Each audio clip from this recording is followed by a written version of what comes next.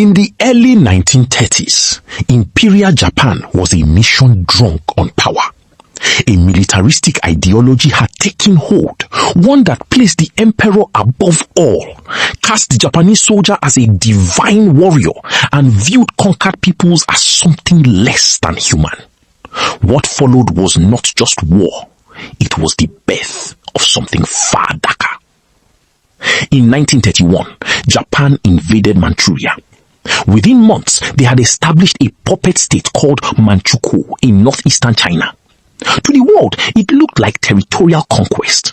But deep inside that occupied land, Japan was building something the world had never seen and would spend decades trying to forget.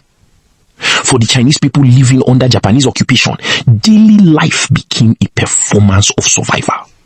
Soldiers patrolled the streets, flags of a foreign empire hung from government buildings, and behind closed doors, fear replaced everything that normal life had once been.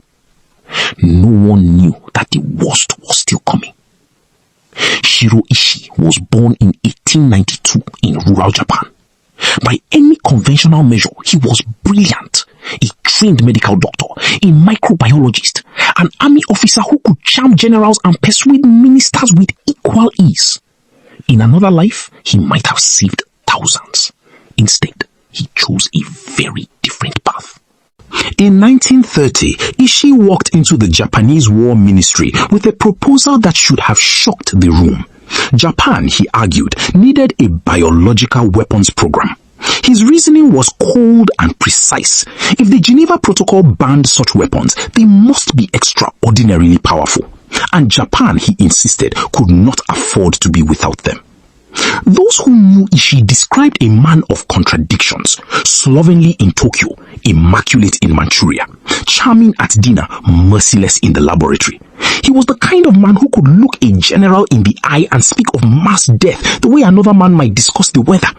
That combination, brilliance without conscience, is history's most dangerous formula.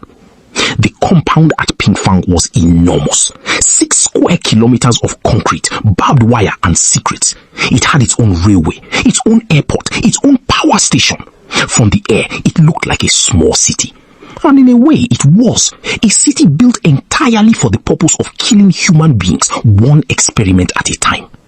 To the outside world, it had a harmless name, the Epidemic Prevention and Water Purification Department. To local Chinese villagers who noticed the constant activity, they were told it was a lumber mill. It was, without question, one of the most effective lies in military history. And behind that lie, thousands of people would die in ways that have no name in any language. Beneath the administrative buildings, beneath the laboratories and the lecture halls, there were the cells. Long concrete corridors lined with heavy iron doors. No windows, no sunlight. The sound of footsteps, the sound of locks. And behind those doors, human beings waiting for what came next. The prisoners had a name inside Unit 731. They were called maruta. It is a Japanese word. It means logs. Not soldiers, not civilians, not human beings. Logs. A word chosen deliberately to strip away humanity before the experiment even began. There were no documented survivors. Not one person ever left Unit 731 alive. The laboratories at Pingfang were meticulously organized. Surgical tables with leather restraints. Rows of specimen jars. Instruments cleaned and laid out in perfect order. Scientists arrived each morning, put on their uniforms, opened their logbooks, and went to work. The bureaucratic ordinariness of it is perhaps the most disturbing thing of all. Prisoners were infected with bubonic plague, with cholera, with typhoid and anthrax, not to find a cure, but to watch, to observe how quickly each disease consumed the human body. Researchers took notes, they documented symptoms, they measured time of death, and when one subject was finished, another took their place. In one of the most documented series of experiments, prisoners were taken into sub-zero chambers during the brutal Manchurian winter. Their limbs were exposed to freezing temperatures, sometimes for hours, until the tissue turned black and gangrenous. Researchers then poured boiling water over the destroyed flesh to observe the body's response. The data was recorded. The subject was returned to their cell. Some of what happened inside those rooms is almost impossible to say out loud. Surgeries were performed on living, conscious human beings without anesthesia. Not to heal, not to treat, to observe. Limbs were removed. Organs were studied while still functioning inside a living person. The people on those tables had names, families, and lives, none of which mattered to the men holding the instruments. Other prisoners were placed inside pressurized steel chambers. The pressure was increased slowly until the human body could no longer withstand it. Eyes ruptured, organs failed, all of it documented. All of it filed away in neat folders, stamped with official seals, and handed to men who considered themselves scientists doing important work. Unit 731 was never just a laboratory. The research had a purpose, and that purpose was deployment. Low-flying Japanese aircraft dropped plague-infected fleas over Chinese cities. Cholera was released into rivers. Anthrax was introduced into food supplies. The people below had no idea what was falling from the sky. They would find out within days when the dying began.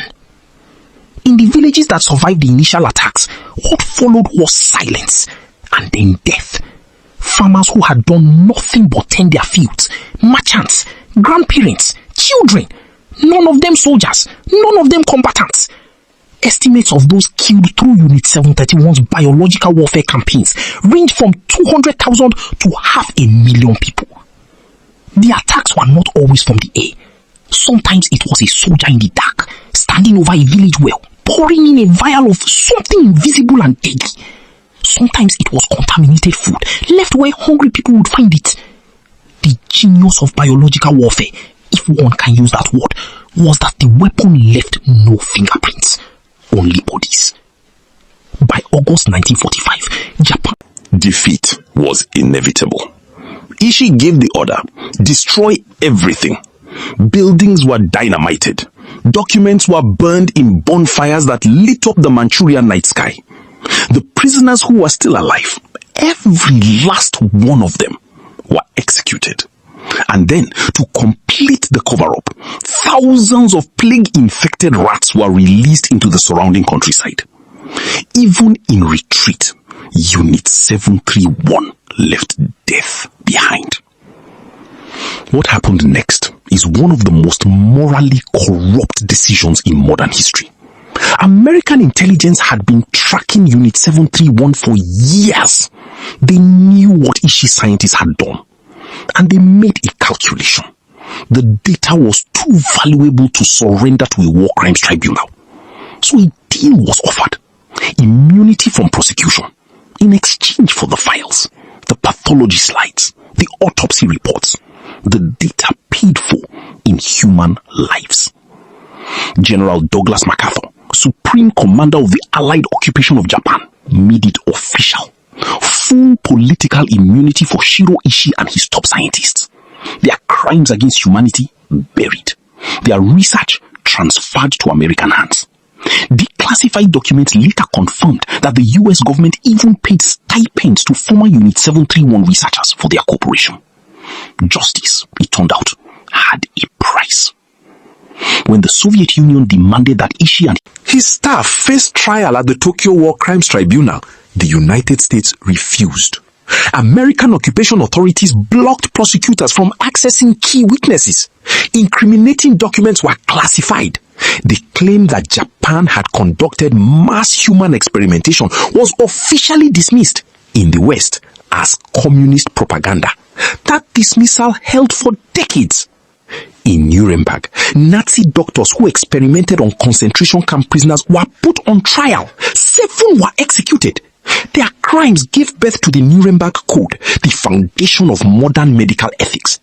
Meanwhile, across the world, the architects of Unit 731 were accepting university positions, publishing research papers, receiving national honors. The same war, 2 completely different versions of justice. Shiro Ishii lived out the rest of his life in quiet retirement in Japan. He was never arrested, never charged, never stood before any court for the deaths of thousands of human beings who had been referred to as logs in his official records. He died in 1959 of throat cancer at the age of 67, a free man. Today, on the grounds where Unit 731 once stood, there is a museum. Visitors walk through the ruins in silence. They read the testimonies of those who survived on the outside, who lost family members to the experiments, to the plague bombs, to the poisoned wells. The victims of Unit 731 had their names erased. They were called logs. History owes them more than that. And the question this story leaves behind, of justice, of accountability, of what governments will bury to protect their own interests, that question has never been fully answered. It may never be.